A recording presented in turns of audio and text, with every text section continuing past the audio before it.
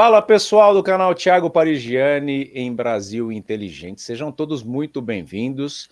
Conforme o prometido, a gente segue, né, a nossa jornada de entrevistas exclusivas aqui no canal. Ontem tivemos a honra de receber aqui o Vitor Brown, né, o âncora aí da Revista Oeste, antigo âncora da Jovem Pan, um cara muito jovem, jornalismo moderno aqui, trazendo a visão dele em relação ao caso Clodovil, ao caso Adélio Bispo, à própria situação da imprensa de hoje, né? Uma imprensa que tem um viés para um lado e para o outro, e aí por isso que eu venho aqui e crio o canal Thiago Parigiani em Brasil Verdade com o meu crachá de empregado do YouTube, né? Que o YouTube pelo menos não bate na minha porta e fala assim, ô, Thiago, fala mal do Lula hoje. Ô, Thiago, fala mal do Bolsonaro hoje. Aqui ninguém fala nada para mim. Eu venho, apuro a notícia, trago, vocês vêm aí e se degladiam aí no chat aí. Vocês tentam resolver o que é, o que eu sempre trago se é verdade, aqui. Se não é. Eu vou apurar a verdade, óbvio, mas vou emitir minha opinião aqui também. Então por isso que eu ponho o crachá. Quando eu tiro o crachá é porque quem tá falando é o ser humano, e quando eu ponho o crachá é porque quem tá falando é o jornalista, que também é um ser humano, não podemos esquecer.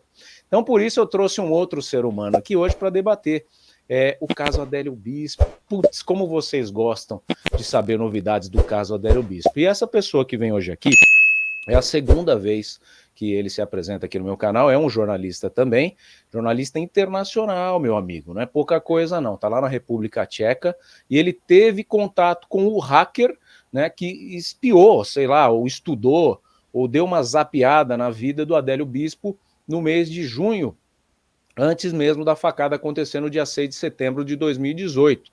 E ele teve contato, pessoal, com o hacker, que também está refugiado lá na Sérvia, e vai trazer essas histórias de como começou esse contato, o que aconteceu, qual que era a intenção do hacker ao projetar essas notícias que até então ninguém falava nada, né? O caso aconteceu em 2018, foi aparecer a história do hacker agora em 2024, falando que era o Kassab que estava envolvido nessa espionagem.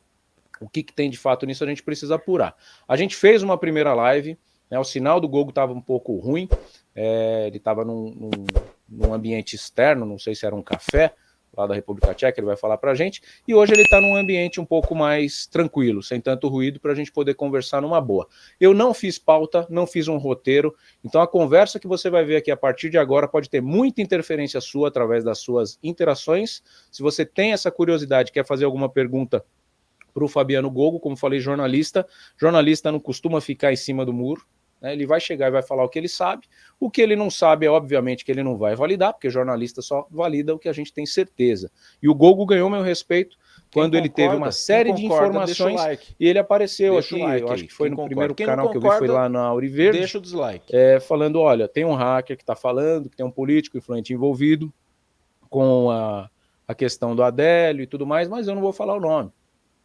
A partir daí, eu falei, olha, é um jornalista sério, né? Eu não tinha conhecimento nenhum do Gogo, não sabia do trabalho dele, sei que ele agora já foi dar uma pesquisada no meu trabalho também, a gente começa a ver que tem algumas conexões de amigos em comum aí, né? Gente da mais alta qualidade, né? Como é o caso do Daledoni, que é um advogado lá do Paraná, que eu tive a honra de ter ele como fonte na minha biografia, do Vanderlei Silva. O mundo é muito pequeno e não tem espaço para mentirosos. A prova disso é que na minha campanha eu estava aí com o apoio da mãe da Rebeca Andrade, e eu fui numa loja de tintas aqui de Guarulhos e falei para o Nino, né? Falei, Nino, a mãe da Rebeca tá me apoiando. Ele falou, é mesmo? Então você não conhece os irmãos da Rebeca? E trabalhavam 2 irmãos da Rebeca Andrade na loja dele. E aí aconteceu que eu mostrei o vídeo da mãe dele me apoiando, a mãe deles me apoiando, e tirei foto com eles ali também, e fica uma coisa linda quando você trabalha com a verdade. Agora, se você trabalha com a mentira, você já ia sair de dentro do comércio com cara de bunda. Seja bem-vindo, Fabiano Gogo. Desculpa falar bunda antes de te apresentar, mas é que surgiu do nada. Como bom brasileiro, eu nada tenho contra bundas. Bunda, chopinho e feijoada, né? Que todo brasileiro ama. Exatamente. Seja bem-vindo. De onde que você está falando hoje com a gente aí? Muito obrigado, de Praga, na República Tcheca. Estive na Sérvia agora há pouco. Devo voltar mais adiante a pedido da polícia, porque essa questão do hacker tem bastante coisa para contar, inclusive depoimentos que eu dei na polícia sérvia, e ainda vou dar até para a justiça sérvia. Mas eu quero aproveitar o gancho do início da tua introdução, porque tu estava dizendo, né, que aqui aí não tem o YouTube para te dizer, fala isso, fala aquilo. Muitas pessoas ficam perguntando por que eu tive, né, esse sobe e desce na minha carreira. é porque eu exatamente, e eu não sabia que isso era anormal. Eu, quando resolvi ser jornalista, eu era bastante idealista, eu lia todas aquelas histórias, por exemplo, do jornalista Alberto Dines, na época em que ele era editor-chefe do Jornal do Brasil, e a ditadura militar, como um exemplo, disse que não podia dar manchete sobre a morte do Pinochet. Então ele colocou na capa do Jornal do Brasil o texto inteiro sobre a morte do Pinochet, não, do Allende, do Salvador Allende, pelo pessoal do Pinochet. Então ele botou na capa do Jornal do Brasil sem manchete. Né? Os militares mandaram não dar manchete, ele não deu manchete, ou seja, ele foi corajoso. Tem todas aquelas histórias também do jornalismo brasileiro com relação a receitas de bolo, poemas de Camões, para exatamente ocupar o espaço onde estava havendo censura e mostrar para o público de forma indireta que havia essa censura. Mas então é isso. Então eu fico feliz de estar aqui para poder falar abertamente sobre esse caso escabroso do hacker, que envolve Bolsonaro, Kassab e até a Rádio Auriverde, mas a gente chega lá. Muito bom. Jornalista é isso. Por isso que eu não fiz pauta. Jornalista tem história. Principalmente quando tem de verdade, né? Então, quando o cara chega aqui, conta a história, fala de nomes e tudo mais, isso é a bagagem que o jornalista vai carregando ao longo da vida. E se tem uma coisa que a gente se orgulha muito é da nossa memória. Jornalista bom é que tem memória boa. A gente não esquece de nada. Né? No começo da minha carreira, me contava um segredinho ali na faculdade, dava 2, 3 anos, eu encontrava a pessoa e falava, e aí? Pô, mas você não esquece, né? E até hoje no meu casamento é assim.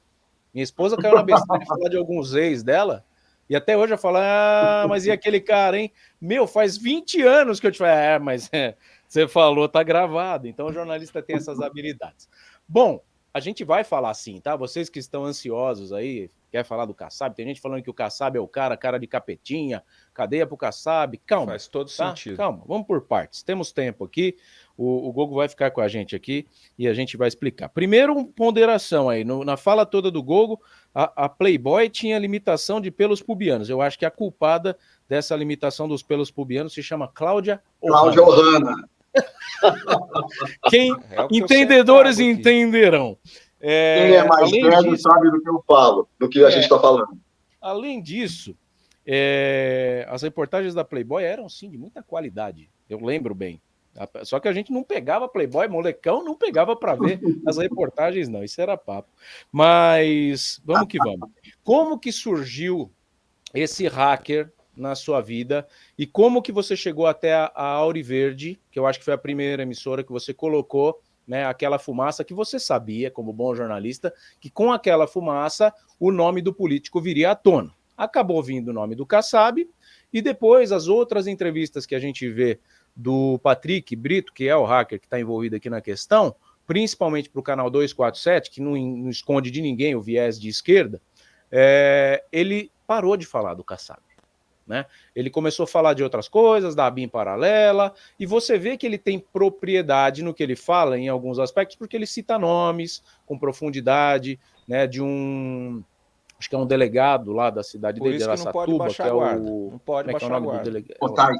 O Kotait, que é o grande cara, né, que ele mostra que tem alguma coisa ali com esse Kotait, e parou de falar um pouco do Kassab.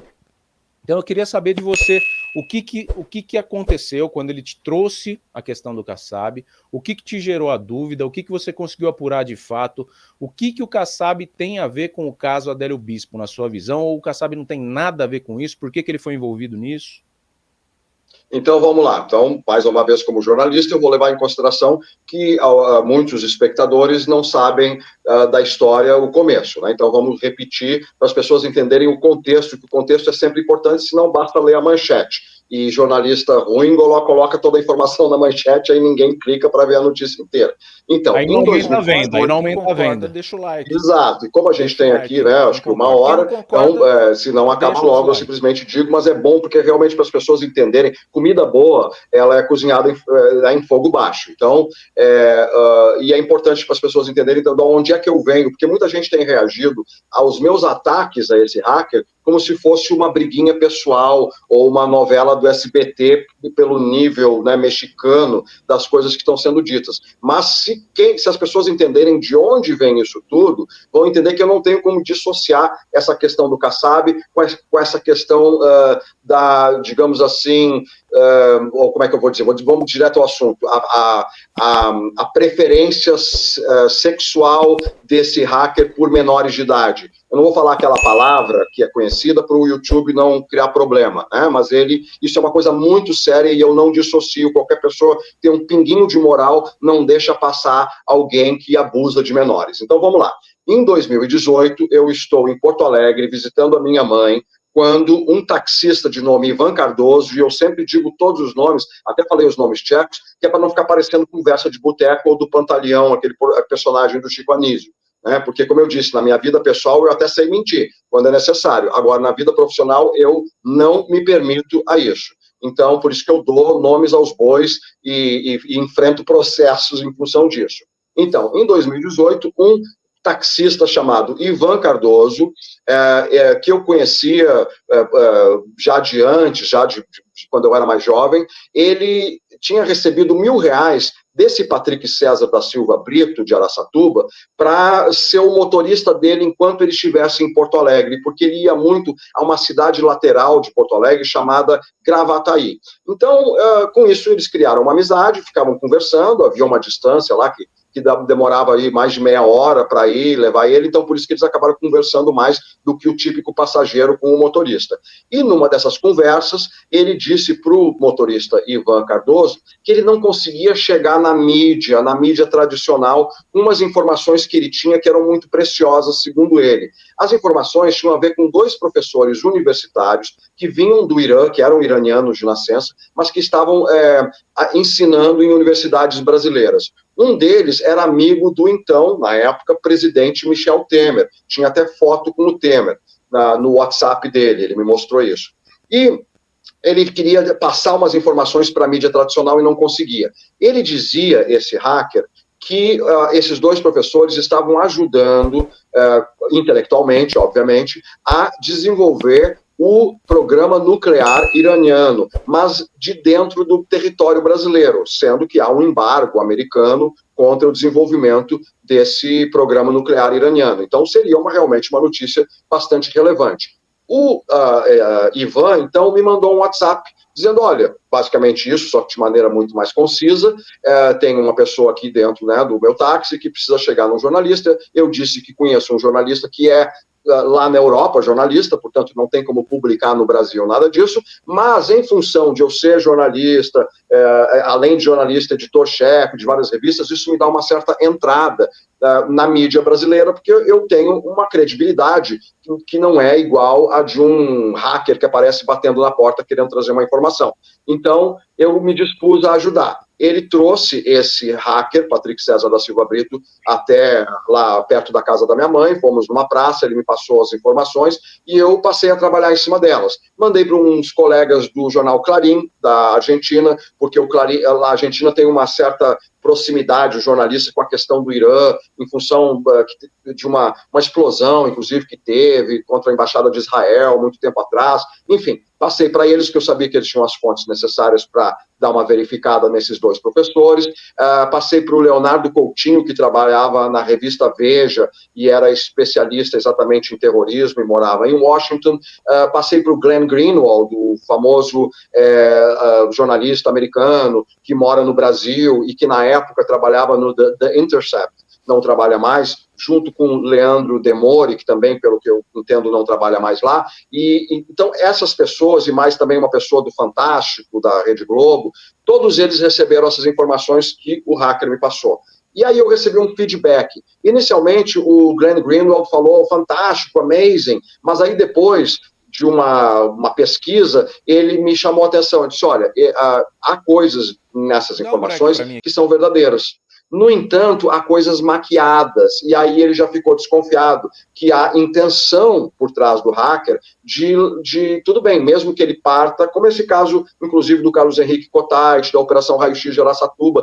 Sim, é verdade que havia aquela corrupção toda que ele está apontando, mas ele quer outra, ele forja certas partes para atingir as vingancinhas pessoais dele, porque ele é um hacker muito pouco profissional, ele é muito pessoal. Ele começou essa coisa de ser hacker para querer se vingar do tio e da tia, por inveja de eles terem uma condição financeira melhor. E isso acaba se repetindo em todas as ações dele, inclusive essa questão da Operação Raio-X. Ele tem uma questão pessoal com o Carlos Henrique Kottait por não ter dado apoio financeiro quando ele precisou já na Sérvia. Mas isso eu estou pulando, vamos voltar. Então, quando eu recebi esse feedback do Glenn Greenwald e também do pessoal do Clarim, dizendo, não, tem coisa errada nessas histórias, eu fui a ele e o confrontei. E disse, olha, eu não gosto de ser passado para trás. Tu veio aqui com informações que, apesar de terem uma base real,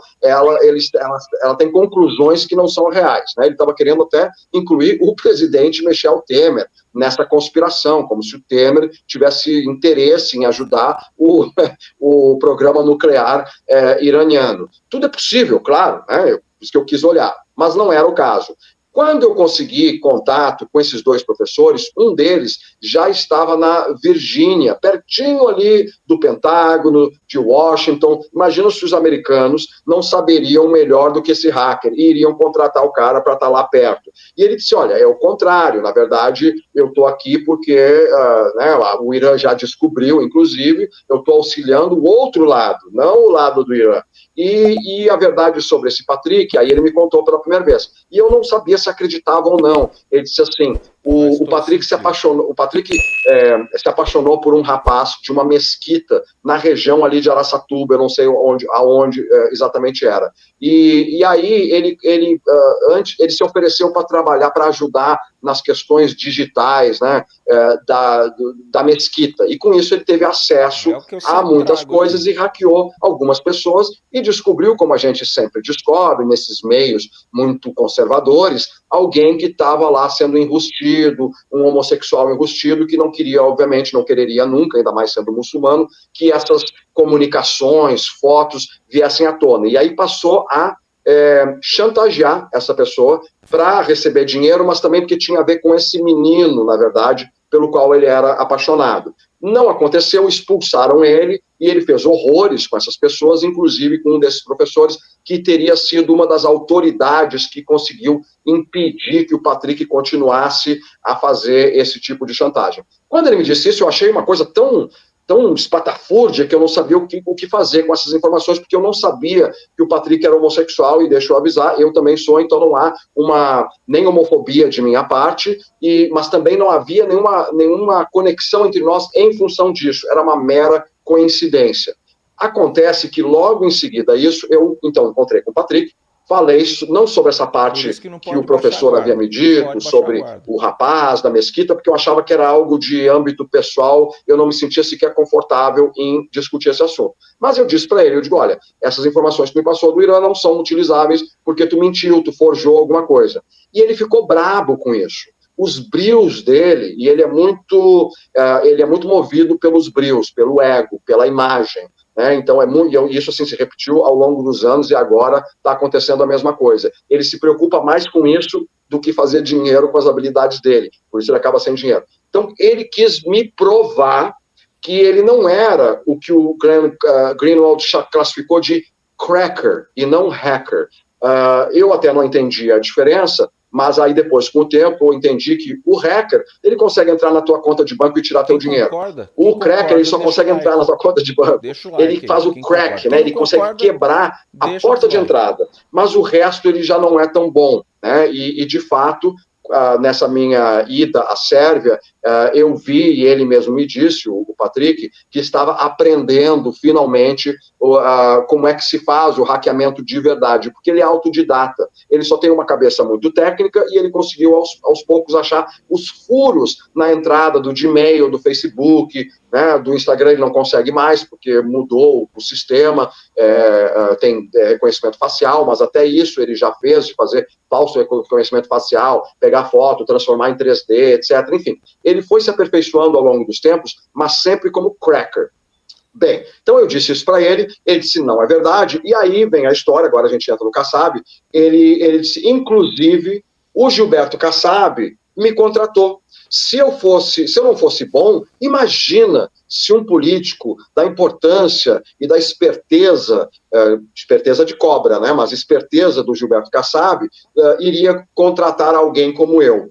Mas até aí morreu Neves, ele me dizendo da boca dele não significa nada. Né, um criminoso, em geral, está escondendo, inclusive, quem o contrata, ou pelo menos um criminoso decente, né, um criminoso burro entrega para um jornalista que mal o conhece o nome verdadeiro. Então eu fiquei também com o pé atrás, por isso na entrevista da Auriverde eu não disse o nome, porque eu sempre disse, eu digo uma coisa, é uma fonte interessada e sozinha, né, me dizer isso. Houve uma segunda, quase que, não diria evidência, porque evidência é uma coisa definitiva, muito forte, mas uma pista, foi que ele recebeu um telefonema, numa dessas conversas que nós tivemos, e apareceu no visor, na tela do celular dele, Kassab. Bom, poderia ser exatamente uma coisa que ele preparou, uma montagem. E ele fez questão de te mostrar, ou você olhou por acaso e viu? Eu olhei por acaso e vi, no entanto, ele nunca, nenhum outro telefonema, jamais na vida dele, eu consegui ver. Você ver. Exato. E eu, malandro velho, né, já tô no jornalismo há muito tempo, isso me caiu a ficha. Eu digo, engraçado, toda vez que ele recebe um telefonema, ele nem tira do bolso antes de sair vários metros de distância de mim. Né? O que até o meu amigo de 20 e poucos anos que está pagando por essa revista que eu estou fazendo agora, cujo nome também é Patrick, né? É o Patrick, é que nem no Tom e Jerry, tem o Anjinho e o Diabinho. Então, ele, mesmo sendo meu amigo, como eu sou jornalista e amigos, negócios à parte, todo telefonema que ele recebe na minha frente, ele levanta e vai bem distante para ter as conversas dele, para não arriscar em nada. E eu acho isso correto. Se ele não fizesse, eu o mandaria fazer isso para não acabar a nossa amizade. Vá que eu descobrisse alguma coisa, eu denunciaria. Bom, então, eu fiquei desconfiado porque as evidências eram ele ter me dito, deve ter lido no meu rosto que eu não acreditei, e aí 1 ou 2 dias depois acontece esse telefonema onde dá tempo de eu ver Kassab antes de ele, né, botar no ouvido e eu não poder mais ver o que está na tela. Eu tinha só essas duas coisas. Mas aí, para a gente entender a Auriverde, que só aconteceu 6 anos depois desse acontecimento, e o porquê que eu nunca falei no Kassab, então o primeiro motivo está aí. Eu, como jornalista, gosto de ter, nem toda a informação tem 3 fontes independentes e desinteressadas e que não se conhecem entre si. Mas a gente procura, né? Procura se for possível. Se não for possível, às vezes até uma fonte vale. Mas nesse caso, eu só tinha como fonte ele próprio, contra uma pessoa como Kassab, que eu não tenho dúvidas de que não tem escrúpulos e poderia estar por trás de tudo isso, mas não necessariamente seria a pessoa que estaria por trás de tudo isso.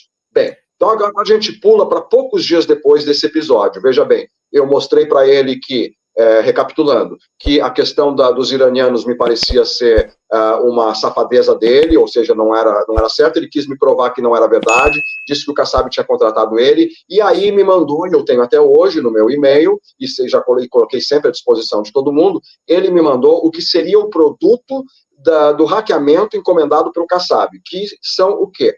Contas da NET, empresa de TV a cabo, mas que na época tinha um tal de combo. A pessoa pagava pela TV a cabo e recebia também um telefone fixo da empresa Claro. Os telefonemas feitos desse telefone fixo apareciam nas contas, por isso a relevância. Porque a conta de NET só aparecia no máximo que o Gilmar Mendes tinha pago lá para assistir o filme A Guerra dos Mundos, né? Eu lembro disso. Foi o único, ele não pagava nunca, era tudo de graça. Praticamente não tinha nada, ninguém pagava para ver filme, então só aparecia o valor, tinha o CPF e o endereço. Então isso, né, é algo sensível. Mas tinha também as ligações constavam do número para qual foi ligado, a data e a duração. E nisso tudo poderiam haver pistas interessantes, né, para jornalistas. De quem eram essas contas? Do Jair Bolsonaro, que na época era apenas um candidato, não sei nem se em maio, junho, foi em junho isso, de 2018, era candidato já, mas ainda estava lá em 3º, 4º, 5º lugar, não sei, foi antes da facada. Mas era Jair Bolsonaro, Flávio Bolsonaro, Carlos Bolsonaro, Eduardo Bolsonaro, Michel Temer, na época presidente, e Gilmar Mendes, além de Aécio Neves e Andréa Neves. Veja bem, quando isso aconteceu, eu lembro dessas contas, eu as tenho no meu e-mail, são 17 contas de cada um. 17 porque, né, equivalente a 17 meses, né, vinham desde 2017 a 2018, às vezes de 2016, enfim, eram 17 contas de cada um desses nomes que eu citei. Então, era um monte de PDFs. Esses PDFs todos eu mandei para o Glenn Greenwald, que me pediu que mandasse para o Leandro Demore, ou ele mesmo mandou, dizendo que quem cuidava da parte Brasil, do The Intercept, seria esse Leandro Demore. Esse Leandro Demore, eu não gostei, que ele aí me contactou, querendo que eu perguntasse para o hacker o exato, os passos e os degraus, né, utilizados por ele para chegar nessas contas. Eu achei que era um editor-chefe de pouca experiência ou esperteza, porque é óbvio que o hacker não vai dizer como é que ele faz, e não é sequer relevante. Eu não vi qual é a relevância. O que havia de relevância eram os números de telefone e as ligações, que eles deveriam fazer um cruzamento para descobrir se havia ali alguma coisa que não fosse kosher, que não fosse republicana.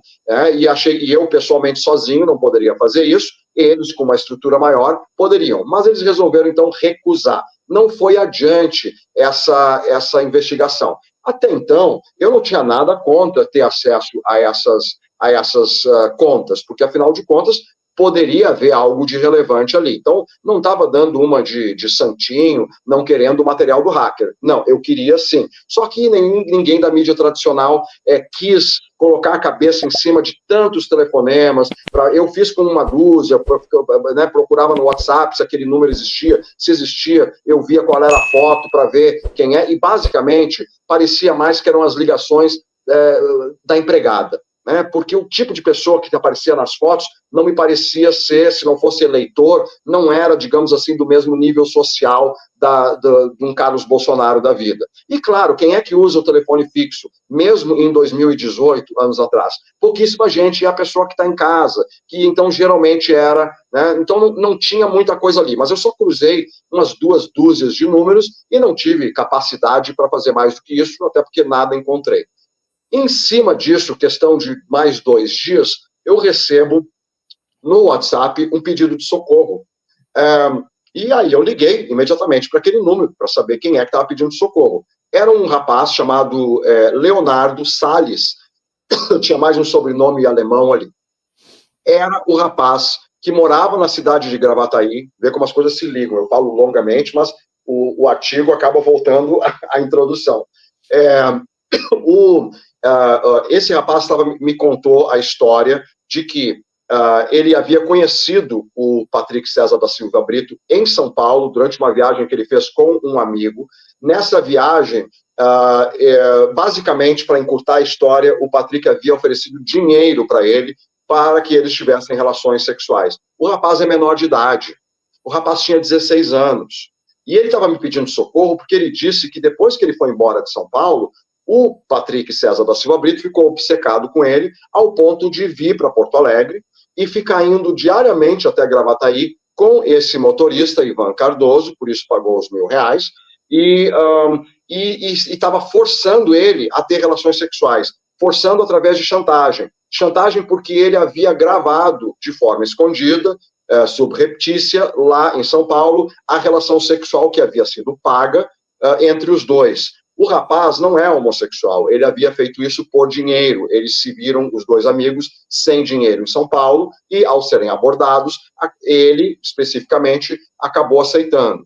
E a mãe dele é dona de um jardim de infância em Gravataí, o pai ou padrasto de um mini mercado. O hacker, esse Patrick César da Silva Brito, havia conseguido toda a lista de clientes do jardim de infância, né, as mães, os pais, e de clientes do mini mercado. E estava dizendo para esse menino que iria mandar esse vídeo das relações sexuais para todos os clientes, o que ocasionaria a perda de muitos, né, porque é uma cidade pequena, Rio Grande do Sul, que é bastante conservador. Então, ele apostava no fato de que não seria só um problema doméstico, do filho tendo que resolver com os pais o porquê que tinha tido uma relação homossexual, porque isso, pais de verdade, né, ficam bravos, choram e daqui a 2 dias está tudo normal. Então ele queria fazer uma coisa mais séria, ou seja, causar um dano econômico à família. E esse Leonardo, então, estava se sentindo forçado a manter essas relações. Quando ele ficou sabendo pelas conversas com o hacker, de que ele estava em contato com um jornalista, ele achou, depois de um tempo, depois das interações entre nós, sobre as quais ele ficou sabendo, que eu seria íntegro o suficiente para defendê-lo. E aí, por isso, me pediu socorro, me contou a história, e eu prontamente chamei o hacker e disse, olha, ou tu para com isso imediatamente, ou eu vou na polícia, porque ele é menor de idade, e isso é um absurdo, não pode. Além de ser, mesmo que fosse maior de idade e tu estivesse chantageando, não havia, eu acho, a lei Carolina Dickmann ainda na época, mas, de qualquer maneira, eu disse, eu vou na polícia. Ele riu da minha cara, porque ele disse que a polícia não faria nada, etc., que essas coisas eu não tinha como provar, que esse menino não iria dar depoimento na polícia, porque senão ele acabava com a vida econômica dos pais dele, etc., etc. Então, eu consegui, através de um trabalhinho também jornalístico, o telefone da mãe desse hacker. E liguei para a mãe dele dizendo, a dona Alessandra Cristina da Silva, eu não sabia na época que ela era cúmplice dele, que ela ajudava a forjar os documentos, depois isso eu vi, sou testemunha das conversas deles, ela trabalhava numa gráfica, então ele encomendava, olha mãe, preciso que seja assim, assim, assado, mandava, e ela preparava e mandava para ele o que ele precisava. Então eu, na minha inocência, achei que uma mãe pudesse ter, ele tinha 24 anos na época, então ainda era novinho, que ele pudesse ter algum tipo de influência contra ele.